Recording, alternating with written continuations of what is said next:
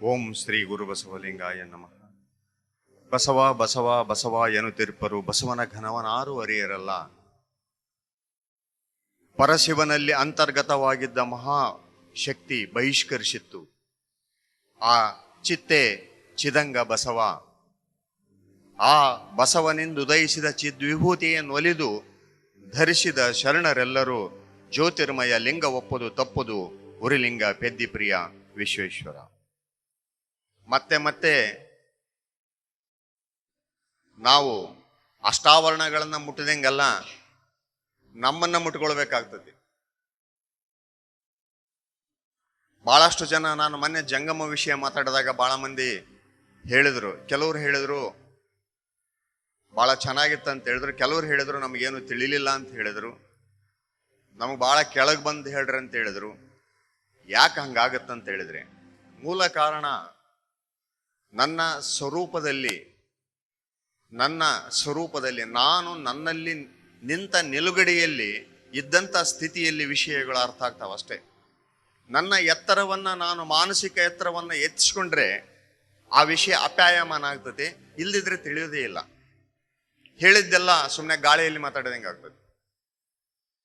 ಇಲ್ಲಿ ಎಂಥ ಪ್ರಯತ್ನ ನಡೀತಾ ಇದೆ ಅಂತ ಹೇಳಿದ್ರೆ, ಈ ಅಷ್ಟಾವರಣ ಪಂಚಾಚಾರ ಷಟ್ಸ್ಥಲಗಳ ತತ್ವ ಎಂಥದಂದ್ರೆ, ನನ್ನ ಸ್ವಸ್ವರೂಪಕ್ಕೆ ನನ್ನನ್ನು ಕರೆದುಕೊಂಡು ಹೋಗುವ ಮಾರ್ಗ ಆಗಿರುವುದರಿಂದ, ಆ ಮಾರ್ಗಕ್ಕೆ ಹೋಗುವುದಕ್ಕೆ ನಮ್ಮ ಮನಸ್ಸು ಒಲ್ಲೆ ಅಂತ ಅನ್ನುವ ಭಾವದಲ್ಲಿ ಇರುವುದರಿಂದ ಅದು ಆ ಕಡೆ ಎಳಿತೈತೆ, ಇದು ಈ ಕಡೆ ಎಳಿತೈತೆ. ಈ ಸಂದರ್ಭದಲ್ಲಿ ಒಂದಿಷ್ಟು ಒತ್ತಾಯ ಮಾಡಿ ಜುಲುಮೆ ಮಾಡಿ ಎಳ್ಕೊಂಡು ಹೋಗ್ತಾ ಇದ್ದೀವಿ ನಾವನ್ನ. ನನ್ನ ಪ್ರಯಾಣವನ್ನ ಯಾ ಕಡೆ ಅಂದ್ರೆ ನನ್ನ ಮೂಲ ಸ್ವರೂಪದ ಕಡೆ ಕರ್ಕೊಂಡು ಹೋಗ್ತಕ್ಕಂಥ ಒಂದು ಕ್ರಿಯೆ ಆಗಿರೋದ್ರಿಂದ ಒಂದಿಷ್ಟು ಹಂಗ ಆಗ್ತಾವ ಇವು. ಆದರೆ ಈಗೇನು ಬಿತ್ತಿದ ಬೀಜ ಐತಲ್ಲ, ತಿಳಿದಿದೆಯೋ ಇಲ್ಲೋ ಒಂದು ದಿವಸ ಕೆಲಸ ಮಾಡೇ ಮಾಡ್ತದೆ. ನೆನ್ಪಿಟ್ಕೋಬೇಕಾಗತ್ತದು, ಡೆಫಿನೆಟ್ಲಿ ಮಾಡತ್ತೆ. ಆದ್ರೆ ಒಂದು ನೆನ್ಪಿಡ್ಬೇಕು, ಇಲ್ಲಿ ಏನಾಗಿದೆ ಅಂದ್ರೆ, ಕಾಣಲಾರದ ಅರಿವನ್ನ ಕಾಣುವ ಈ ಕಾಯಕ್ಕೆ ಸಂಬಂಧಿಸಿ ನನ್ನ ಸ್ವರೂಪದ ದರ್ಶನವನ್ನ ಮಾಡಿಸ್ಬೇಕಂತಕ್ಕಂಥ ಏನ್ ಪ್ರಯತ್ನ ಇದೆಯಲ್ಲ, ಅಜ್ಜಂಪುರ ಶೆಟ್ಟರ್ ಸೇವಾ ಟ್ರಸ್ಟ್ ಇಂದ ಬಸವ ಬಳಗದ್ದು, ಈ ದಿಶೆಯಲ್ಲಿ ನಮ್ಮ 5 ತತ್ವಗಳು ಮತ್ತು ಆತ್ಮತತ್ವದಲ್ಲಿ ಅಡಗಿರ್ತಕ್ಕಂಥ ಮಾಯಾವರಣವನ್ನು ತೆಗೆಯುವುದಕ್ಕೆ ಈ ಅಷ್ಟಾವರಣಗಳನ್ನ ಕೊಡ್ತಾರೆ. ಬೇರೆ ಏನಲ್ಲ, ಅಷ್ಟಾವರಣಗಳಂದ್ರೆ ಬೇರೆ ಏನಲ್ಲ. ಈಗಾಗಲೇ ಗುರು ಲಿಂಗ ಜಂಗಮ ಆತ್ಮತತ್ವಕ್ಕೆ ಆವರಣವಾಗಿರ್ತಕ್ಕಂಥ ಆ ಮಲತ್ರಯಗಳನ್ನ ತೆಗೆಯೋದಕ್ಕೆ ಗುರುಲಿಂಗ ಜಂಗಮ ತತ್ವಗಳು ಚರ್ಚೆ ಆದವು. ಇನ್ನು ಆಕಾಶ ತತ್ವದಲ್ಲಿ ಅಡಗಿರ್ತಕ್ಕಂಥ ಅನಾಹತ ಮಂತ್ರವು ನಮಗೆ ಕೇಳದಾಗಿದೆ. ಕಿವಿಯೊಳಗೆ ಸತತ ನಮ್ಮ ಕಿವಿಯಲ್ಲಿ ಅದು ಗುಣಗುಣಿಸ್ತಾ ಇದೆ. ಅಂಥ ಗುಣಗುಣಿಸ್ತಕ್ಕಂಥ ಮಂತ್ರ ನಮಗೆ ಯಾಕೆ ಕೇಳದಾಗಿದೆ ಅಂದ್ರೆ, ನಮ್ಮ ದಾರಿ ಕಡೆ ಐತಿ. ಅದಕ್ಕಾಗಿ ಅಂಥ ಮಂತ್ರ ಹೇಗಿದೆ, ಆ ಮಂತ್ರವನ್ನ ಕೇಳಬೇಕಾದ್ರೆ ಅಹತದ ಗದ್ದಲದಲ್ಲಿ ನಾವಿದ್ದೀವಿ. ಆ ಅನಾಹತವನ್ನ ತಿಳಬೇಕಾದ್ರೆ ಒಂದು ಅಹತವಾದಂಥ ಶಬ್ದಗಳನ್ನು ಒಂದಿಷ್ಟು ಕಡಿಮೆ ಮಾಡ್ಕೊಂಡು ಆ ಕಡೆ ಪ್ರಯಾಣ ಮಾಡಿದ್ರೆ ಮಂತ್ರ ನಮಗೆ ಕೇಳಕ್ ಪ್ರಾರಂಭ ಆಗ್ತದೆ. ನಾವೇ ಬರ್ತಾ ಬರ್ತಾ ಮಂತ್ರ ಸ್ವರೂಪರಾಗ್ತೇವೆ ಅಂತಕ್ಕಂಥದ್ದು ಬೆಳಗಿನ ಗೋಷ್ಠಿಯಲ್ಲಿ ನಮ್ಮ ರುದ್ರೇಶ್ ಅಣ್ಣವ್ರು ಹೇಳಿದ್ರು. ಮಂತ್ರ ಯಾಕೆ ನಾನು ಇದ್ರ ಬಗ್ಗೆ ಮಾತಾಡ್ತೇನೆ ಅಂದ್ರೆ, ವಿಭೂತಿ ರುದ್ರಾಕ್ಷಿಗಳನ್ನ ಮಾತಾಡ್ಬೇಕಾದ್ರೆ ಮಂತ್ರ ಬೇಕೇ ಬೇಕು. ಆಕಾಶ ತತ್ವ ವಾಯು ತತ್ವದ ತಾಯಿ. ಅದು ಎಷ್ಟು ಮಜಾ ಐತೆ ಅಂದ್ರೆ, ಇವು ಪಂಚಮಹಾಭೂತಗಳು ನಮ್ಮ ದೇಹ ಏನಾಗೈತಲ್ಲ, ಇದು ಒಂದಕ್ಕೊಂದು ಸಂಬಂಧ ಇದೆ. ಒಂದನ್ನು ಬಿಟ್ಟು ಒಂದು ಮಾತಾಡಕ್ ಬರೋದೇ ಇಲ್ಲ. ಅವು ವಿಭೂತಿ ಆಕಾಶ ವಾಯು ತತ್ವದ ಸಂಬಂಧ ಇರೋದ್ರಿಂದ, ರುದ್ರಾಕ್ಷಿ ಅಗ್ನಿ ತತ್ವದ ಸಂಬಂಧ ಇರೋದ್ರಿಂದ, ಮಂತ್ರದ ಸಂಬಂಧ ಆ ರುದ್ರಾಕ್ಷಿಗೆ ಮಾಡದೇ ಇದ್ರೆ ಅದು ಕೇವಲ ಗಿಡದ ಬೀಜವಾಗಿ ಉಳಿತೈತೆ ಅಷ್ಟೇ. ಗಿಡದ ಬೀಜವಾಗಿ ಉಳಿಬಾರ್ದದು. ಅದಕ್ಕೆ ಭಾವ ತುಂಬಿ ಮಂತ್ರ ಸಂಬಂಧ ತುಂಬಿದಾಗ ಮಾತ್ರ ಅದು ರುದ್ರಾಕ್ಷಿ ಆಗ್ತತಿ. ಈ ವಿಭೂತಿನೂ ಅಷ್ಟೇ, ಒಂದು ಗೋಮಯವಾದಂತಹ ವಿಭೂತಿ ಮಂತ್ರ ಸಂಬಂಧ ನಾವು ಮಾಡ್ಕೊಳ್ಳದಿದ್ರೆ ಏನಾಗತ್ತಂದ್ರೆ, ಅದು ಕೇವಲ ಒಂದು ಪಶುವಿನ ಸಗಣಿಯ ಇನ್ನೊಂದು ರೂಪ. ಸಂಬಂಧ ಬೇಕೇ ಬೇಕಂತಾರೆ ಶರಣರು. ಅದಕ್ಕೆ ಮಂತ್ರ ಸಂಬಂಧ ಆಗ್ಲಾರ್ದೆ ಯಾವುದು ಸಂಬಂಧ ಮಾಡಕ್ ಬರೋದೇ ಇಲ್ಲ. ಮಂತ್ರ ಕೇಳುವುದರಿಂದ ಕೇಳಲಾರದ ಸ್ಥಿತಿಗೆ ಹೋಗುತ್ತೆ ಮಂತ್ರ. ಓಂ ನಮ ಶಿವಾಯ ದೊಡ್ಡದು, ನಮ ಶಿವಾಯ ದೊಡ್ಡದು, ಶ್ರೀ ಗುರು ಬಸವಲಿಂಗಾಯ ನಮ ದೊಡ್ಡದು. ಈ ಚರ್ಚೆ ಎಲ್ಲಿ ಎಲ್ಲಿ ಎಲ್ಲಿ ಎಲ್ಲಿ ಏನಾಗಿದೆ, ನಾವು ಮುಳುಗಿಬಿಟ್ಟಿದ್ದೀವಿ ಮಂತ್ರದಲ್ಲಿ. ಆದರೆ 3 ಹಂತದಲ್ಲಿ ಆ ಮಂತ್ರ ತನ್ನ ಅಸ್ತಿತ್ವವನ್ನ ತೋರಿಸ್ಕೊಳ್ತೈತೆ. ಆ ಮಂತ್ರ 3 ಹಂತದಲ್ಲಿ ತನ್ನ ವ್ಯಕ್ತತೆಯನ್ನ ತೋರಿಸ್ಕೊಳ್ತೈತೆ. ಅದಕ್ಕೆ ಆ ವ್ಯಕ್ತತೆಯನ್ನ ತೋರಿಸ್ಕೊಳ್ಳೋದಕ್ಕೆ ಸಿದ್ದರಾಮೇಶ್ವರ ಒಂದು ವಚನ ಹೇಳ್ತಾರೆ. ಮಂತ್ರದಿಂದ ಸ್ವಲ್ಪ ನಾನು ತಗೊಳ್ತೀನಿ, ದಯವಿಟ್ಟು ಯಾರ ಇಂಟರ್ಫಿಯರೆನ್ಸ್ ಅಂತ ಬಯಸ್ಬೇಡ್ರಿ. ಸೀಮೆ ಸಾಯುಜ್ಯವ ಮೀರಿಪ್ಪ ಮಂತ್ರಕ್ಕೆ ರಾಜಮಂತ್ರವು ತಾನೇ ಪಂಚಾಕ್ಷರಿಯು. ಸೀಮೆ ಸಾಯುಜ್ಯವ ಮೀರಿಪ್ಪ ಮಂತ್ರಕ್ಕೆ ಪಂಚಾಕ್ಷರಿಯು ತಾನೇ ರಾಜಮಂತ್ರವು. ಜಗತ್ತಿನಾಗ 100 ಕೋಟಿ ಮಂತ್ರಗಳಿದಾವೆ. ಇದಕ್ಕೆ ರಾಜಮಂತ್ರ ಯಾವುದಂದ್ರೆ ಪಂಚಾಕ್ಷರಿ ಅಂತ ಹೇಳ್ತಾರೆ. ಯಾವುದು? ನ ಮ ಶಿವಾಯ ಅಂತಕ್ಕಂಥ 5 ಅಕ್ಷರಗಳು ಇವೇನಿದಾವಲ್ಲ, ಪೃಥ್ವಿ ತತ್ವದೊಳಗೆ ಅಡಗಿದವ ನಕಾರ, ಜಲತತ್ವದೊಳಗೆ ಅಡಗಿರ್ತಕ್ಕಂಥ ಮಕಾರ, ಅಗ್ನಿ ತತ್ವದೊಳಗೆ ಅಡಗಿರ್ತಕ್ಕಂಥ ಶಿಕಾರ, ವಾಯು ತತ್ವದಲ್ಲಿ ಇರ್ತಕ್ಕಂಥ ವಕಾರ, ಆಕಾಶ ತತ್ವದ ಯಕಾರ, ಇದರೊಳಗೆ ಅಡಗಿರುವ ಆ ಶಬ್ದಗಳನ್ನ ಪಂಚಾಕ್ಷರಿಗಳು ಅಂತ ಕರಿತೀವಿ ನಾವು. ಅದಕ್ಕೆ ಹೇಳ್ತಾರೆ ಎಲ್ಲಾ ಮಂತ್ರಗಳಿಗೆ ಮೀರಿಪ್ಪ ಮಂತ್ರ ಪಂಚಾಕ್ಷರಿಯು. ಮತ್ತೆ ಮುಂದೆ ಹೇಳ್ತಾರೆ, ಕ್ಲಾರಿಫಿಕೇಶನ್ ಕೊಟ್ಕೊಂತ ಹೋಗ್ತಾರೆ, ನೀವು ಬಸವಣ್ಣ ಮತ್ತು ಮಂತ್ರಕ್ಕೆ ಸಮಾನ ಮಾಡಲ್ಲ. ಅದಕ್ಕೆ ಹೇಳ್ತಾರೆ ಅವರು, ಪಂಚಾಕ್ಷರಿಯ ಗುಣದ ಬಸವಾಕ್ಷರ ತ್ರಯದ ಧ್ಯಾನದ ಮೌನದ ತ್ರೈಲಿಂಗ ಮೂಲಕ್ಕೀಗ ಬಸವಾಕ್ಷರವು ಮಾತೆಯಯ್ಯ ಕಪಿಲ ಸಿದ್ಧ ಮಲ್ಲಿಕಾರ್ಜುನ. ಬಸವಣ್ಣನನ್ನ ಅವರು ಎಂದೂ ಸಹಿತ 12ನೇ ಶತಮಾನದ ರೂಪ ಅಂತ ನೋಡ್ಲಿಲ್ಲ, ನೆನಪಿಟ್ಕೋಬೇಕು. ಪಂಚಾಕ್ಷರಿಯ ಗುಣ ಏನಂದ್ರು ಧ್ಯಾನಸ್ಥ ಸ್ಥಿತಿ. ಸ್ವಲ್ಪ ಆಲೋಚನೆ ಮಾಡ್ರಿ. ಪಂಚಾಕ್ಷರಿಯ ಗುಣದ, ಪಂಚಾಕ್ಷರಿ ಅಂದ್ರೆ ಈ ನಕಾರ ಮಕಾರ ಶಿಕಾರ ವಕಾರಗಳು ಈ ಪಂಚಮಹಾಭೂತಗಳಲ್ಲಿ ಅಡಗಿರ್ತಕ್ಕಂಥವು ಮತ್ತು ನನ್ನೊಳಗೆ ಅಡಗಿರುವ ಪಂಚಮಹಾಭೂತಗಳಲ್ಲಿ ಇರ್ತಕ್ಕಂಥ ಆ ಮಂತ್ರದ ಅಕ್ಷರಗಳು ನಾನು ಧ್ಯಾನಸ್ಥನಾದಾಗ ಮಾತ್ರ ನನ್ನೊಳಗೆ ವಿಕಾಸ ಆಗ್ತವೆ ಅನ್ನೋದು ಮಂತ್ರ ಧ್ಯಾನದ. ಮತ್ತೆ ಇನ್ನು ಹೇಳ್ತಾರೆ ಬಸವಾಕ್ಷರದ ಮೂಲನ ಹೇಳ್ತಾರೆ ಅವರು, ಈ ಧ್ಯಾನಸ್ಥ ಸ್ಥಿತಿಯಲ್ಲಿ ಉಂಟಾಗುವ ಮೌನ ಇದೆಯಲ್ಲ, ಧ್ಯಾನದ ಸ್ಥಿತಿಯಲ್ಲಿ ಉಂಟಾಗುವ ಮೌನ, ಮಹಾಮೌನ ಇದೆಯಲ್ಲ, ಅದು ಬಸವಾಕ್ಷರ ಅಂತ. ಪಂಚಾಕ್ಷರಿಯ ಗುಣದ ಬಸವಾಕ್ಷರ ತ್ರಯದ ತ್ರೈಲಿಂಗ ಮೂಲಕ್ಕೀಗ, ತ್ರೈಲಿಂಗ ಮೂಲಗಳಂತ ಏನು ಹೇಳುದಲ್ಲ, ಯಾವುದು ಇಷ್ಟಲಿಂಗ, ಪ್ರಾಣಲಿಂಗ, ಭಾವಲಿಂಗ, ಇವುಗಳ ಮೂಲ ಯಾವುದಂದ್ರೆ ಒಂದು ಧ್ಯಾನಸ್ಥ ಸ್ಥಿತಿ, ಒಂದು ಮೌನ ಸ್ಥಿತಿ. ಗೊತ್ತಿರಬೇಕು ನಮಗೆ, ಲಿಂಗ ಪೂಜೆ ಮಾಡೋರಿಗೆ ಈ ತ್ರೈಲಿಂಗಗಳ ಮೂಲ ಗೊತ್ತಿರಬೇಕು. ಧ್ಯಾನಸ್ಥ ಸ್ಥಿತಿ ಮತ್ತು ಮೌನದ ಸ್ಥಿತಿ. ಈ ಧ್ಯಾನಸ್ಥ ಮೌನದ ಸ್ಥಿತಿಯಲ್ಲಿರ್ತಕ್ಕಂಥ ತ್ರೈಲಿಂಗಗಳಿಗೆ ತಾಯಿ ಯಾವುದು ಮಂತ್ರ ಅಂದ್ರೆ ಅದು ಬಸವಾಕ್ಷರ ಅಂತಾರವರು. ಯಾಕಂತ ಹೇಳಿದ್ರೆ ಮಹಾಲಿಂಗದ ಉತ್ಪತ್ತಿಗೆ ಕಾರಣವಾಗಿದ್ದು ಶರಣ. ಬಸವಣ್ಣ ಅಂದ್ರೆ ಯಾರಂದ್ರೆ ಈ ಸಚರಾಚರವೆಲ್ಲ ರಚನೆಗೆ ಬಾರದೆಂದು, ಸುರಾಳ ನಿರಾಳವಿಲ್ಲದೆಂದು, ಯಾವುದು ಇಲ್ಲದೆಂದು ಹುಟ್ಟಿದನಯ್ಯ ಒಬ್ಬ ಶರಣ. ಆ ಮಹಾಲಿಂಗ ವಸ್ತು ತನ್ನನ್ನ ವ್ಯಕ್ತ ಮಾಡ್ಕೊಳ್ಬೇಕಾದ್ರೆ, ರೂಪ ಮಾಡ್ಕೊಳ್ಬೇಕಾದ್ರೆ ಇನ್ನೂ ಏನೂ ಇದ್ದಿಲ್ಲ, ನಿಹಾರಿಕೆಗಳಿದ್ದಿಲ್ಲ, ಭೂಮಿ ಇದ್ದಿಲ್ಲ, ವಾಯು ಇದ್ದಿಲ್ಲ, ಆಕಾಶ ಇದ್ದಿಲ್ಲ, ಏನೇನೂ ಇರೋದಕ್ಕಿಂತ ಮುಂಚೆ ತನ್ನನ್ನ ವ್ಯಕ್ತ ಮಾಡ್ಕೊಳ್ತಕ್ಕಂಥ ಮೊದಲನ ಹೆಜ್ಜೆ ಏನಿದೆಯಲ್ಲ ಅದು ಶರಣ, ಅದು ಬಸವ, ಅದು ಬಸವ. ಬಸವಣ್ಣ ಅಂದ್ರೆ 12ನೇ ಶತಮಾನದ ರೂಪ ಅಲ್ಲ, ನೆನ್ಪಿಟ್ಕೋಬೇಕು. ನಮ್ಗೆ ಗುದ್ದಾಟ ಶುರುವಾಗಿರೋದೇ ಇಲ್ಲಿ. ಯಾರು ಏನನ್ನ ಅನ್ಕೊಳ್ರಿ, 5,000 ವರ್ಷ ಅನ್ಕೊಳ್ಳಿ, 10,000 ವರ್ಷ ಅನ್ಕೊಳ್ರಿ, ಯಾವಾಗಾರ ಅನ್ಕೊಳ್ರಿ, ಬಸವ ಅಂದ್ರೆ ಅದು ಒಂದು ಹೊರಹೊಮ್ಮಿದ ಪರಶಿವನಿಂದ ಹೊರಹೊಮ್ಮಿದ ರೂಪ. ಅಂಥ ರೂಪ ಮೊದಲು ಹೊರಹೊಮ್ಮಬೇಕಾದ್ರೆ ಬೆಳಕಾಗಿ ಹೊರಹೊಮ್ಮಿತಂತೇಳಿ ಉರಿಲಿಂಗ ಪೆದ್ದಿಗಳು ಹೇಳ್ತಾರೆ.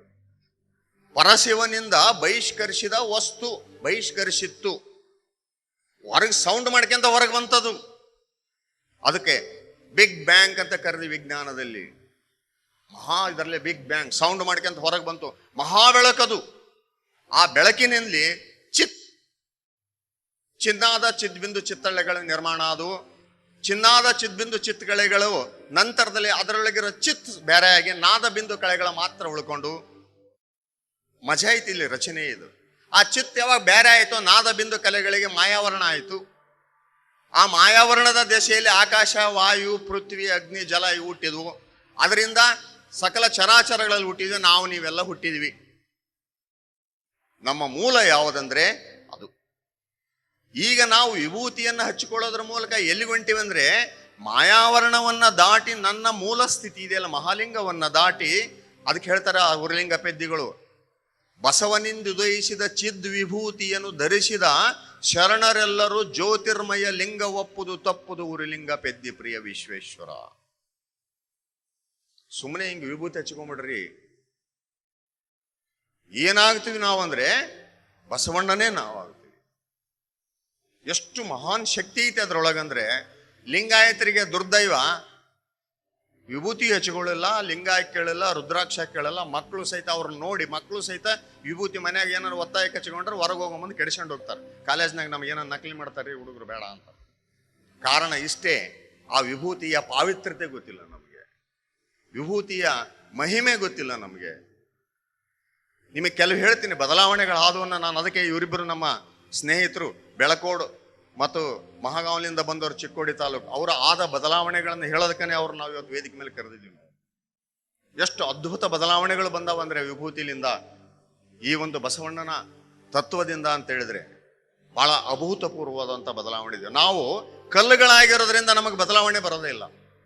ಒಂದಿಷ್ಟು ನಾವು ಅದಕ್ಕೆ ಒಡ್ಕೋಬೇಕಾಗ್ತದೆ. ಅದಕ್ಕೆ ವಿಭೂತಿ ತತ್ವ ಏನ್ ಮಾಡ್ತದೆ ಅಂದ್ರೆ ಈ ವಾಯು ತತ್ವದಲ್ಲಿರ್ತಕ್ಕಂಥ ಎಲ್ಲ ವಿಕಾರಗಳನ್ನ, ಷಡ್ ಭ್ರಮೆಗಳನ್ನ ತೆಗೆದು ಹಾಕ್ತೈತೆ. ಅದರ ವಾಯು ತತ್ವ ಅಂದ್ರೆ ಮನಸ್ಸು. ವಾಯು ತತ್ವದ ಗುಣ ಏನಂದ್ರೆ ಮನಸ್ಸು. ಅದು ನಮಗೆ ಮನಸ್ಸು ನಿಂದ್ರವಲ್ರಿ, ಲಿಂಗ ಪೂಜೆ ಮಾಡ್ತಾ ಇದೀವಿ, ಮನಸ್ಸು ನಿಂದ್ರವಲ್ದು, ಮನಸ್ಸು ನಿಲ್ಲು ಅಂತ ಅಂತೀವಿ ನಾವು. ಮನಸ್ಸು ನಿಲ್ಲುವುದಕ್ಕೆ ಪೂರಕವಾದಂಥ ಕೆಲಸಗಳನ್ನ ನಾವು ಮಾಡಬೇಕಾಗ್ತದೆ. ಮನಸ್ಸು ಯಾಕೆ ನಿಲ್ಲೋದಿಲ್ಲ ಅಂದ್ರೆ ಅದಕ್ಕೆ ನಾವು ಸರಿಯಾದಂಥ ಟ್ರೈನಿಂಗ್ ಕೊಟ್ಟಿಲ್ಲ. ನಿಲ್ಲೋದಕ್ಕೆ ಸ್ಟೇಷನ್ನೇ ಇಲ್ಲ. ಅದಕ್ಕೆ ಇಷ್ಟಲಿಂಗ ಪೂಜೆ ಮಾಡುವಾಗ ಅದಕ್ಕೆ ಜಾಗ ಏನಾದರೂ ಇದ್ರೆ ಅದು ಸೈಲೆಂಟ್ ಆಗ್ಬೇಕಾದ್ರೆ ಒಂದೇ ಒಂದು ತತ್ವ ಏನಂದ್ರೆ ಅದನ್ನ ಅರಿವಿನ ಮುಂದೆ ಇಡಬೇಕು. ನನ್ನೊಳಗೆ ನಾನು ಯಾರು ಅನ್ನೋ ಸುಮ್ಮನೆ ನೆನೆಸ್ಕೊಳ್ರಿ, ಸೈಲೆಂಟ್ ಆಗ್ತೈತೆ ಅದು. ಅದಕ್ಕೆ ನೆನಹು ಅಂತಾರ ಅವರು. ನೆನಹಿನ ಮುಂದೆ ಮನ ಸೈಲೆಂಟ್ ಆಗ್ತತಿ. ನೆನಹು ಇಲ್ದಿದ್ರೆ ಆಟ ಶುರು ಮಾಡ್ತೈತೆ. ಸುಮ್ಮನೆ ಕುತ್ಕೊಂಡಿವಿ ಅಂತ ತಿಳ್ಕೊಳ್ರಿ. ಈಗ ನಾವೇನು ಮಾತಾಡ್ತಾ ಇಲ್ಲ ಅಂತ ಕಿತ್ಕೊಳ್ರಿ. ಮಾತಾಡ್ಲಿಕ್ಕರು ಒಳಗಡೆ ಆಲೋಚನೆ ನಡೆದಿರ್ತೈತಿ. ಊರಿಗೆ ಹೋಗಿ ಬಂದಿರ್ತೈತೆ, ರೊಕ್ಕ ಎಣಿಸಿರ್ತೈತೆ, ಯಾರಿಗೆ ಸಾಲ ಕೊಟ್ಟೇನಂತ ಕೇಳ್ತಿರ್ತೈತೆ, ಯಾರು ಬಡ್ಡಿ ಬಂದಿಲ್ಲ ಅಂತ ಇರ್ತೈತೆ, ನಾಳೆ ಏನು ಸಾಮಾನು ತಗೋಬೇಕಂತ ಇರ್ತೈತೆ. ಮ್ಯಾಲೆ ನೋಡಿದ್ರೆ ಸುಮ್ಮನೆ ಕುತ್ಕೊಂಡಿವಿ ನಾವು ಅಲ್ವಾ. ಆದ್ರೆ ಇಂಥ ಮನಸ್ಸನ್ನ ನಿಲ್ಲಿಸುವುದಕ್ಕೆ ಸಾಧನ ಏನಂದ್ರೆ ಅರಿವು. ಅರಿವನ್ನ ನಾನು ಶಿವ ಸ್ವರೂಪಿ ಅಂತ ಸುಮ್ಮನೆ ನೆನೆಸ್ಕೊಳ್ರಿ, ಸೈಲೆಂಟ್ ಆಗ್ತೈತೆ. ಇದು ತಂತ್ರ. ಇದು ಬಸವಾದಿ ಶರಣರು ತಂತ್ರಗಳನ್ನ ಕೊಟ್ಟರವರು. ಇಲ್ಲಕ್ಕೆ ಸುಮ್ಮನೆ ನಮ ಶಿವಾಯ ಓಂ ಬಸವ ಅಂತ ಹಿಂಗನ್ರಿ ನೀವು ಮಂತ್ರದ ಮುಂದೆ ನಿಂತ್ಕೊಂಡ್ಬಿಡ್ರಿ, ಮನಸ್ಸು ಸೈಲೆಂಟ್ ಆಗ್ತೈತೆ. ಯಾಕಂದ್ರೆ ಮನಸ್ಸನ್ನ ಕಟ್ಟಿ ಹಾಕುವುದಕ್ಕೆ ಏನಾದರೂ ಹಗ್ಗಗಳಂದ್ರೆ ಮಂತ್ರನೇ ಅವು. ಅದಕ್ಕಾಗಿ ಬಹಳ ದೊಡ್ಡ ಸಾಮರ್ಥ್ಯ ಇದೆ ಮಂತ್ರಕ್ಕೆ. ಬಹಳ ದುಃಖ ಆಗಿತ್ತಂತ ಇಟ್ಕೊಳ್ರಿ, ನಮ ಶಿವಾಯ ಓಂ ಅಂತ ಅನ್ಕೊಳ್ರಿ, ಮನಸ್ಸು ಸಮಾಧಾನ ಪಡ್ತೈತೆ. ಅದು ಬಹಳ ಸುಖ ಆಗಿತ್ತಂತ ಇಟ್ಕೊಳ್ರಿ, ಒಂದು 50 ಕೋಟಿ ಲಾಟ್ರಿ ಐತೈತೆ ಅಂತ ಇಟ್ಕೊಳ್ರಿ, ಅವಾಗ ಹಿಗ್ಬಾಡ್ರಿ. ಹಿಗ್ಗಿದ್ರೆ ಅದರ 1000 ಪಟ್ಟು ದುಃಖ ಬರ್ತೈತೆ, ನೆನ್ಪಿಟ್ಕೋಬೇಕು. ಹಿಗ್ಗಂಗಿಲ್ಲ ಅವಾಗೂ ಸಹಿತ ನಮ ಶಿವಾಯ ಓಂ ಬಸವ, ಇದು ನಿನಗೆ ಅರ್ಪಣೆ. ಸುಖ 1 ಕೋಟಿ ಬಂದಲ್ಲಿ ಬಸವಣ್ಣನ ನೆನೆಯುವುದು, ದುಃಖ 1 ಕೋಟಿ ಬಂದಲ್ಲಿ ಬಸವಣ್ಣನ ನೆನೆಯುವುದು. ನೆನ್ಪಿಟ್ಕೋಬೇಕಿದನ್ನ. ನಾವು ದುಃಖ ಬಂದಾಗ ಕುಗ್ಗಿ, ಕಷ್ಟ ಬಂದಾಗ, ಸುಖ ಬಂದಾಗ ಹಿಗ್ಗಿದ್ರೆ ಖಂಡಿತವಾಗಿಯೂ ಸಹಿತ ಅದರ ಫಲಾಫಲಗಳಿಗೆ ನಾವು ಬಾಧ್ಯರಾಗಬೇಕಾಗ್ತದೆ. ಅದಕ್ಕಾಗಿ ವಾಯುತತ್ವದ ಮೂಲ ಸ್ವರೂಪವಾದಂಥ ಈ ಮನಸ್ಸನ್ನ ನಿಲ್ಲಿಸೋದಕ್ಕೆ ಏನ್ ಮಾಡಿದ್ರು, ಒಂದಿಷ್ಟು ಕೆಲವು ತಂತ್ರಗಳನ್ನ ಕೊಟ್ಟರು. ಜೊತೆಗೆ ಈ ಮನಸ್ಸು ಎಷ್ಟು ಸಣ್ಣ ಕ್ಷಣ ಕ್ಷಣಕ್ಕೂ ತನ್ನ ರೂಪ ಬದಲಿ ಮಾಡ್ತೈತೆ ಅಂತ ಹೇಳಿದ್ರೆ ಅದಕ್ಕೆ ವ್ಯಾಖ್ಯಾನ ಮಾಡೋದಕ್ಕೇನೆ ಬಹಳ ಕಷ್ಟ. ಅಪ್ಪ ಬಸವಣ್ಣವರು ಒಂದು ವಚನ ಹೇಳ್ತಾರೆ, ಮನಸ್ಸನ್ನು ಯಾಕೆ ಹೇಳ್ತೇನೆ ಅಂದ್ರೆ ವಿಭೂತಿ ಸಲುವಾಗಿ ಹೇಳ್ತೀನಿ ನಾನು. ಯಾಕಂದ್ರೆ ಆ ಸಂಬಂಧ ಮಾಡಲೇಬೇಕು. ವಿಭೂತಿ ತತ್ವ ಬಾಹ್ಯದಲ್ಲಿ ವಾಯು ತತ್ವವಾಗಿ, ದೇಹದಲ್ಲಿ ತ್ವಕ್ಕು ತತ್ವವಾಗಿ, ಮನಸ್ಸಿನಲ್ಲಿ ಮನೋತತ್ವವಾಗಿ ಕೆಲಸ ಮಾಡೋದ್ರಿಂದ ಮನಸ್ಸನ್ನು ವ್ಯಾಖ್ಯಾನ ಮಾಡಿಕೊಳ್ಳಬೇಕಾಗ್ತದೆ ಇಲ್ಲಿ. ಅದಕ್ಕಾಗಿ ಈ ಮನಸ್ಸು ಅಂತಕ್ಕಂಥದ್ದು ವಾಯು ತತ್ವದ ಸಂಚಲನದಲ್ಲಿ ಇರೋದ್ರಿಂದ ಆ ಮನಸ್ಸನ್ನು ನಿಗ್ರಹ ಮಾಡೋದಕ್ಕೆ, ಮನಸ್ಸನ್ನು ನನ್ನ ಹತೋಟಿಯಲ್ಲಿ ಇಟ್ಕೊಳ್ಳೋಕೆ, ನಾವು ಈಗ ಹೆಂಗಿದೀವಿ ಅಂದ್ರೆ ಮನಸ್ಸಿನ ಹತೋಟಿಯಲ್ಲಿ ಇದೀವಿ. ನಾವು ಸ್ವತಂತ್ರ ಅಂತ ಅನ್ಕೊಂಡಿವಿ, ನಿಜವಾಗಿ ಸ್ವತಂತ್ರ ಇರಲ್ಲ ನಾವು. ಮನಸ್ಸು ನಮ್ಮ ಡ್ರೈವರ್ ಸ್ಥಾನದಲ್ಲಿ ಕುತ್ಕೊಂಡು ಅದು ಡ್ರೈವ್ ಮಾಡ್ತಾ ಇದೆ, ಜೀವಾತ್ಮನನ್ನು ಸೈಡ್ ಕುಂದಿರಿಸಿದ್ದದು. ಅದಕ್ಕಾಗಿ ನಾವು ಡ್ರೈವರ್ ಆಗಿ ಮನಸ್ಸು ನಾವು ಕೆಲಸ ಮಾಡ್ಬೇಕಂದ್ರೆ ಒಂದಿಷ್ಟು ಇವನ್ ಮಾಡ್ಬೇಕಾದ. ಅದಕ್ಕೆ ಮನವೇ ಸರ್ಪ ತನುವೇ ಹಿಡಿಗೆ, ಹಾವಿ ನುಡಿತನ ಹುದುವಾಳಿಗೆ, ಇನ್ನಾವಾಗ ಕೊಂದುದೆಂದರಿಯೋ ಇನ್ನಾವಾಗ ತೆಂದುದೆಂದರಿಯೋ, ನಿಚ್ಚಕ್ಕೆ ನಿಮ್ಮ ಪೂಜಿಸಬಲ್ಲಡೆ, ಅದುವೇ ಗಾರುಡ ಕೂಡಲ ಸಂಗಮ ದೇವ. ಪೂಜಿಸೋದಂದ್ರೆ ಏನಂದ್ರೆ ವಿಭೂತಿ ಕುಂಕುಮ ಹಚ್ಚಿ ಪೂಜಿಸೋದಲ್ಲ, ನೆನವಿನಲ್ಲಿ ಮನವನ್ನ ನಿಲ್ಲಿಸುವುದು. ನೆನವಿನಲ್ಲಿ ಆ ಪ್ರಾಣವನ್ನ ನಿಲ್ಲಿಸುವುದೇನೈತಲ್ಲ, ನೆನಪು. ಅದನ್ನ ಶಾಶ್ವತಗೊಳಿಸೋದಕ್ಕೆ ಏನ್ ಮಾಡಿದ್ರು ಶರಣರು, ಇಷ್ಟಲಿಂಗ ಅಂತಕ್ಕಂಥ ಒಂದು ತಂತ್ರಜ್ಞಾನವನ್ನ ಕೊಟ್ಟರು. ಇಷ್ಟಲಿಂಗದಲ್ಲಿ ಬೇರೆ ಏನಲ್ಲ, ನಾವು ಕಟ್ಟಿಕೊಂಡು ಸುಮ್ಮನೆ ನಾಮಕವಾಸ್ತೆ ಪೂಜೆ ಮಾಡೋದು ಇಷ್ಟಲಿಂಗ ಅಲ್ಲ. ಇಷ್ಟಲಿಂಗದಲ್ಲಿ ದೃಷ್ಟಿ ಯೋಗದಲ್ಲಿ ನನ್ನ ದೇಹದಲ್ಲಿ ಇರ್ತಕ್ಕಂಥ ಪ್ರಾಣ ಚೈತನ್ಯವನ್ನ ಎತ್ತಿ ಈ ದೇಹವನ್ನ ಮನಸ್ಸಿಗೆ ಬಂದಂಗೆ ಆಟ ಆಡಿಸೋದೇ ಅದು. ಅದನ್ನ ಕರ್ಕೊಂಡೋಗಿ ಆ ಬೆಳಕಿನಲ್ಲಿ ನಿಲ್ಲಿಸಿದರೆ ಅದೇನಾಗುತ್ತೆ, ಮನ ಆ ಅರಿವಿನಲ್ಲಿ ಮಿಂದು ಪ್ರಾಣಲಿಂಗವಾಗಿ ಪರಿವರ್ತನೆ ಆಗ್ತದೆ. ಪ್ರಾಣಲಿಂಗವಾಗಿ ಪರಿವರ್ತನೆ ಆದಂಥ ಮನ ಆವಾಗ ಒಂದಿಷ್ಟು ಸೈಲೆಂಟ್ ಆಗ್ತದೆ. ಇಂಥ ನೆನಹು, ಆ ಸೈಲೆನ್ಸ್ ಏನೈತಲ್ಲ, ಆ ಮೌನ ಇದೆಯಲ್ಲ, ಆ ಮೌನದಲ್ಲಿ ನನ್ನ ಸ್ವರೂಪದ ದರ್ಶನ ಸಿಗ್ತೈತಿ. ನಾನು ಯಾರೆಂಬುದು ಗೊತ್ತಾಗ್ತೈತಿ. ಆ ನಾನು ಯಾರು ಎನ್ನುವ ಗೊತ್ತಾಗುವ ಆ ನೆನಹು ಶಾಶ್ವತವಾಗಿ ಉಳಿಬೇಕು. ನಾವು ಸತತವಾಗಿ ಪೂಜೆ ಮಾಡ್ಕೊಂತ ಹೋಗಕ್ಕಾಗಲ್ಲ. ಮುಖ ತೊಳ್ಕೊಂಡು ಸತ್ಕೊಮ್ಮೆ ವಿಭೂತಿ ಹಚ್ಚಿಕೋಬೇಕು. ಇಲ್ಲಿ ಗೊತ್ತಾಗಬೇಕು ನಮಗೆ, ನಾನು ಗುರುಲಿಂಗ ಜಂಗಮ ಸ್ವರೂಪಿ ಅಂತಕ್ಕಂಥ ಭಾವದಲ್ಲಿ ಈ ಭಸ್ಮವನ್ನು ಹಚ್ಕೊಂಡ್ರೆ ಅಲ್ಲಿ ವಾಯು ತತ್ವದ ಆಟಗಳು ಕಡಿಮೆ ಆಗ್ತವೆ. ಇಲ್ಲದೆ ಇದ್ರೆ ಈ ಬಾಧೆ ತಪ್ಪಿದ್ದೆಲ್ಲ. ವಾಯು ತತ್ವದಲ್ಲಿ ಅಡಗಿರ್ತಕ್ಕಂಥ ಆ ಮಲಗಳನ್ನು ನಿವಾರಿಸೋದಕ್ಕೆ, ಅಲ್ಲಿ ಪೂರ್ವಾಶ್ರಯವನ್ನು ತೆಗೆಯೋದಕ್ಕೆ ಶರಣರು ಕೊಟ್ಟಂಥದ್ದು ಯಾವುದು? ವಿಭೂತಿ. ಪ್ರಭಾವಶಾಲಿಯಾದದ್ದು. ಹಿಂದೆ ವಿಭೂತಿಯನ್ನು ಹೆಂಗೆಂಗೋ ಮಾಡ್ತಿದ್ರಂತೆ. ಹಿಂದನೂ ವಿಭೂತಿ ಭಸ್ಮ ಅಂತಕ್ಕಂಥ ಹೆಸರಿತ್ತು. ಹಿಂದೆ ಭಸ್ಮ ಅಂತಿದ್ರು. ಶೈವದಲ್ಲಿಯೂ ಸಹಿತ ಭಸ್ಮದ ಉಲ್ಲೇಖ ಇದೆ. ಆ ಭಸ್ಮದ ಉಲ್ಲೇಖದಲ್ಲಿ ಅದು ಶಿವನ ಮೈ ಬೆಳಗು ಅಂತಿದ್ರು ಅವರು. ಅಲ್ಲಿ ಶಿವನ ಮೈ ಬೆಳಗು ಅಂತ ಬಳಸ್ಯಾರವರು. ರುದ್ರಾಕ್ಷಿಗೆ ಶಿವನ ಕಣ್ಣೊಳಗಿರ್ತಕ್ಕಂಥ ಆ ಒಂದು ಅಕ್ಷಿಗಳು ಶಿವನ ಕಣ್ಣುಗಳು ಅಂತ ಬಳಸ್ಯಾರ. ಆದರೆ ಶರಣರ ತತ್ವದಲ್ಲಿ ವಿಭೂತಿ ಅಂದ್ರೆ ಏನಂದ್ರೆ ಶಿವನಿಂದ ಬಹಿಷ್ಕರಿಸಿದ ಮಹಾಬೆಳಕು. ಶಿವನಿಂದ ಬಹಿಷ್ಕರಿಸಿದ ಮಹಾಬೆಳಕು ನನ್ನೊಳಗೆ ವಾಸವಾಗಿದೆ. ಆ ಬೆಳಕನ್ನ ನಾನು ಲಿಂಗಾರ್ಚನೆಯಲ್ಲಿ ನೋಡಿದ್ದೇನೆ. ಆ ಲಿಂಗಾರ್ಚನೆಯಲ್ಲಿ ನೋಡಿದ ಬೆಳಕು ನನಗೆ ಸತತವಾಗಿ ನನಗೆ ಮನಸ್ಸಿಗೆ ಅದು ನೆನವಿನಲ್ಲಿ ಇರಬೇಕಾದ್ರೆ ವಿಭೂತಿಯನ್ನು ನಾವು ಧಾರಿಸ್ಬೇಕಾಗ್ತದೆ. ದೇವರಂದ್ರೇನು, ಅಷ್ಟಾವರಣಗಳಂದ್ರೇನು, ಬಸವಣ್ಣನವರು ದೇವರಾಗಕ್ಕೆ ಬರುತ್ತೋ ಇಲ್ಲೋ, ಈ 3 ಪ್ರಶ್ನೆಗಳನ್ನ ನನ್ನ ಮುಂದಿಟ್ರು. ಅಣ್ಣವರೇ ಇರ್ರಿ, ನೀವು ನಂತರದಲ್ಲಿ ಅದು ಚರ್ಚೆ ಮಾಡೋಣ ಅಂತ ಹೇಳಿದೆ ನಾನು. ಬಹುಶಃ ಒಂದು ಅರ್ಥ ಮಾಡ್ಕೋಬೇಕು ನಾವು, ಈ ಚಿಂತನೆಗಳಲ್ಲಿ ನಾವು ಸ್ಪಷ್ಟತೆ ಬೇಕು ನಮಗೆ. ನಾನು ಮತ್ತು ದೇವರು ಅಂತಕ್ಕಂಥ ಸಂಬಂಧದಲ್ಲಿ ಅದು ದೇವರಿಗೂ ನನಗೂ ಏನು ಸಂಬಂಧ ಅಂದರೆ, ನನ್ನೊಳಗೆ ಆ ಪರವಸ್ತು 8 ತತ್ವವಾಗಿ ನಿಂತುಕೊಂಡಿದೆ ಒಳಗಡೆ. ಅದು ಇಲ್ಲದೆ ಇದ್ರೆ, ಒಳಗಡೆ ಮನ ಇಲ್ಲದೆ ಇದ್ರೆ ಈ ಮನ ಕೆಲಸ ಮಾಡ್ತಿದ್ದೇ ಇಲ್ಲ. ಒಳಗಡೆ ಕಣ್ಣು ಇಲ್ಲದೆ ಇದ್ರೆ ಈ ಕಣ್ಣು ಕೆಲಸ ಮಾಡ್ತಿದ್ದೇ ಇಲ್ಲ. ಅದಕ್ಕೆ ಅಷ್ಟವಿದು ತನಮೂರ್ತಿ, ಅಷ್ಟತನಮೂರ್ತಿ ಅಂತ ಅರ್ಥ. ಅಲ್ಲಿರ್ತಕ್ಕಂಥ ಆ ಒಂದು ಚಿನ್ಮನವನ್ನ, ಒಳಗಡೆ ಇರ್ತಕ್ಕಂಥದ್ದು ಚಿನ್ಮನ, ಇಲ್ಲಿರ್ತಕ್ಕಂಥದ್ದು ಸಾಮಾನ್ಯ ಮನ. ಅದಕ್ಕೆ ಪ್ರಭುದೇವರು ಒಂದ್ ಕಡೆ ಹೇಳ್ತಾರೆ, ತಪ್ಪು ಮಾಡಿದಾಗ, ವಿವೇಕಗಳ ವಿರುದ್ಧ ಕೆಲಸ ಮಾಡಿದಾಗ ನಿಮ್ಮ ಮನಕ್ಕೆ ಮನ ನಾಚದೆ ಅಯ್ಯ ಅಂತಾರೋ. ಯಾವ ಮನಕ್ಕೆ? ನಿಮ್ಮ ಮನಕ್ಕೆ ಮನ ನಾಚದೆ ಅಯ್ಯ. ನನ್ನೊಳಗೆ ವಿವೇಕವನ್ನು ತುಂಬಿಕೊಂಡಂತ ಒಂದು ಚಿನ್ಮನ ಇದೆ. ಆ ಚಿನ್ಮನದ ಆದೇಶಗಳನ್ನ ಧಿಕ್ಕರಿಸಿ ಈ ಹೊರಗಿನ ಮನ ಹೊರಗಿನ ಪ್ರಭಾವಕ್ಕೊಳಗಾಗಿ ತನ್ನ ಆಟ ಆಡ್ತಾ ಇದೆಯಲ್ಲ, ಅದು ನಾಚಿಕೆ ಬರಲ್ಲ ಅಂತ ಕೇಳ್ತಾರೆ. ಅದಕ್ಕೆ ಸರ್ಪ ಅಂತ ಕರೆದ್ರೆ ಬಸವಣ್ಣವರು. ತನವೇ ಸರ್ಪ, ಮನವೇ ಸರ್ಪ, ತನುವೆ ಹೆಡೆಗೆ, ಹಾವಿ ನೊಡೆತನ ಹುದುವಾಳಿಗೆ, ಇನ್ನಾವಾಗ ಕೊಂದುದೆಂದರಿಯೋ, ಇನ್ನಾವಾಗ ತಿಂದುದೆಂದರಿಯೋ, ನಿಚ್ಚಕ್ಕೆ ನಿಮ್ಮ ಪೂಜಿಸಬಲ್ಲಡೆ ಅದುವೇ ಗಾರುಡ ಕೂಡಲ ಸಂಗಮ ದೇವ. ಪೂಜಿಸುವ ಪರಿಯನ್ನ ಹೇಳ್ತಾರೆ ಅವರು. ನಿಚ್ಚಕ್ಕೆ ನಿಮ್ಮ ಪೂಜಿಸುವುದಂದ್ರೆ ಸತತವಾಗಿ ಆ ನೆನಪಿನಲ್ಲಿ ಇರುವುದೇ ಪೂಜೆ. ಆ ನೆನವನ್ನ ಪ್ರಾಣರೂಪ ಮಾಡಿಕೊಳ್ಳೋದೇ ಪೂಜೆ. ಇಂಥಪ್ಪ ವಿಭೂತಿಯನ್ನ ಧರಿಸಿಕೊಂಡಾಗ ನಾವು, ನಮ್ಮ ಮನ ಆ ಚಿನ್ಮನಕ್ಕೆ ಸಾಕ್ಷಿಯಾಗ್ತೈತೆ. ನೆನ್ಪಿಟ್ಕೋಬೇಕು, ನನ್ನೊಳಗಿನ ಚಿನ್ಮನ ಇದೆಯಲ್ಲ, ಅದು ಎಂದು ತಪ್ಪು ಮಾಡಲ್ಲ. ಅದು ವಿವೇಕ ಅಂತ ಕರಿತೀವಿ ನಾವು, ಅದು ಎಂದು ತಪ್ಪು ಮಾಡಲ್ಲ. ಆದರೆ ಈ ಮನ ದೇಹದ ಪ್ರಭಾವಕ್ಕೊಳಗಾಗಿ, ಚಿತ್ತ ಬುದ್ಧಿ ಅಹಂಕಾರಗಳ ಪ್ರಭಾವಕ್ಕೊಳಗಾಗಿ ಈ ಮನ ತಪ್ಪು ಮಾಡಬೇಕು ಹೊರತು ಒಳಗಿಂದ ತಪ್ಪು ಮಾಡೋದೇ ಇಲ್ಲ. ನೆನ್ಪಿಟ್ಕೋಬೇಕು, ಮನಗಳು ನಮಗೆ ಒಳಗಡೆ 2 ಇದ್ದಾವೆ. ಅದಕ್ಕೆ ಉರಿಲಿಂಗ ನಮ್ಮ ಅರಿವಿನ ಮಾರಿ ತಂದೆ ಒಂದು ವಚನ ಹೇಳ್ತಾರ, ಒಂದು ಉರಿವ ಹಾವು, ಒಂದು ದನಿಸರಕ್ಕೆ ನಿಂದ ಹಾವು, ಒಂದು ಹರಿವ ಹಾವು, ಒಂದು ಉರಿವ ಹಾವು, ಒಂದು ದನಿಸರಕ್ಕೆ ನಿಂದ ಹಾವು, ಇದರ ಮುಂದೆ ಆಡುವ ಕೋಡುಗದ ಪರಿಯ ನೋಡ.